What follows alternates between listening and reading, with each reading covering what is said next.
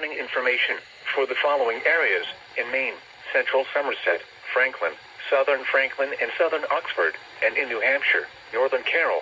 What? Northwest winds 25 to 35 miles per hour with gusts up to 65 miles per hour expected. Where? In New Hampshire, Northern Carroll County.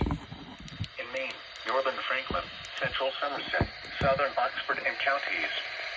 When? From 5 a.m. to 3 p.m. Tuesday. Impacts: damaging winds will blow down trees and power lines. Widespread power outages are expected.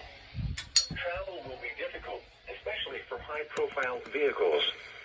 Additional details: gusts over 70 miles per hour are likely on the mountain peaks in the recreational areas of the western Maine Mountains and the White Mountains.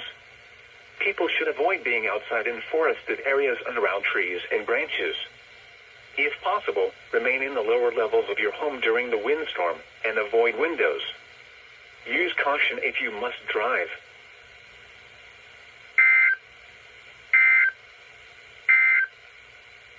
And now